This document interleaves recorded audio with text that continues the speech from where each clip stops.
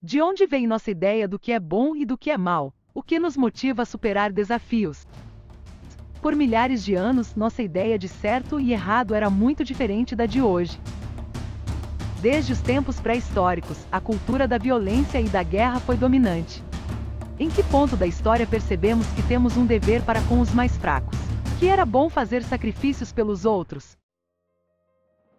Certamente a ideia já estava presente na mente de nossos ancestrais, mas a história mostra que isso não foi suficiente para evitar que a violência e a injustiça reinassem, tanto em pequenas tribos, como em grandes impérios.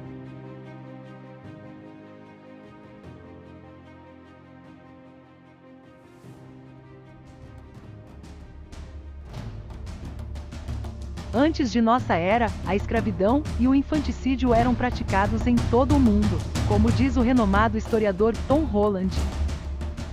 No passado, a ideia de que todo ser humano tem igual dignidade não era evidente. Um cidadão greco-romano teria rido disso. A regra geral era que qualquer pessoa em uma posição de poder tinha permissão para abusar de subalternos como quisessem. Hilarion, um grego de Alexandria, escreve à esposa: se for menino, deixe; se for menina, se livre dela. Era considerado bom ver pessoas sendo devoradas por animais simplesmente porque nasceram escravas. Na maior parte do império, um homem tem o direito absoluto de estuprar homens e mulheres, quando e como quiser e da maneira que quiser. Mesmo em Esparta, as mulheres de certas etnias não tinham direitos.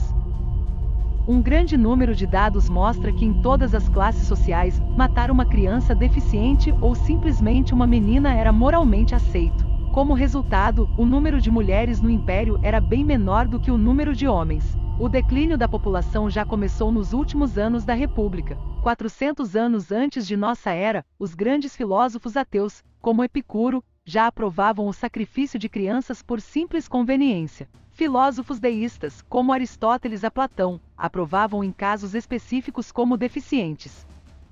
Como escreveu Aristóteles: deveria existir uma lei que diz que nenhuma criança deformada deve viver. Entre os filósofos estoicos, havia alguns que condenaram o infanticídio e a escravidão. Zenão de Cítio e Epíteto eram dois exemplos. Eles acreditavam em um Deus racional, que como um pai, que criou todas as pessoas e deuses com igual dignidade. O princípio fundamental de Epíteto era: não devemos desejar nossa própria vontade, mas nada além da vontade de Deus.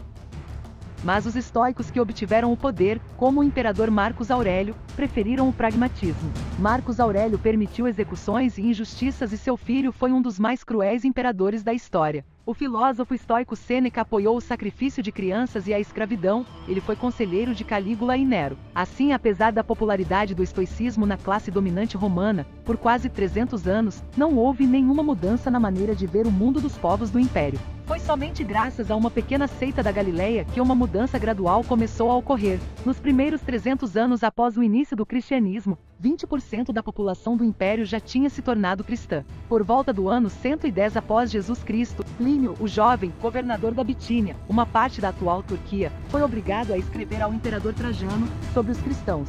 Mestre, não somente nas cidades, mas também nos vilarejos e no campo se encontram pessoas dessa seita.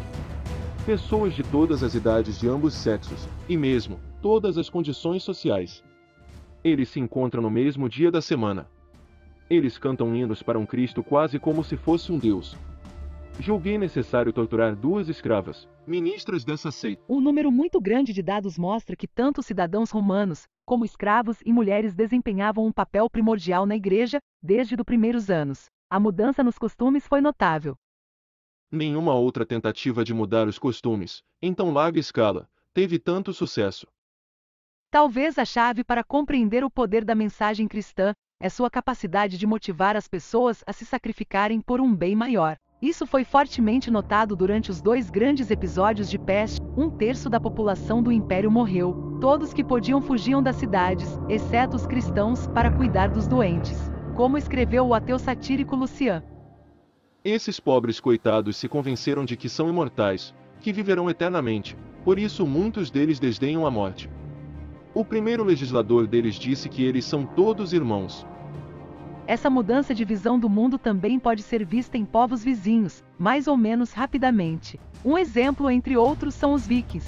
Já por volta do ano 800, o esforço missionário tinha conseguido converter algumas cidades vikings como Birka, na Suécia. Os vikings, como os romanos, tinham escravos, praticavam o infanticídio de meninas e de crianças deficientes. As cidades vikings tinham um forte desequilíbrio populacional, túmulos e outros memoriais de mulheres eram muito raros em comparação com aos dos homens. Isso é um reflexo do infanticídio de meninas e o baixo valor social das mulheres. No entanto, na região cristã de Birka, a quantidade de túmulos e outros memoriais das mulheres superava o dos homens. Os túmulos em Birka mostram a alta posição social das mulheres.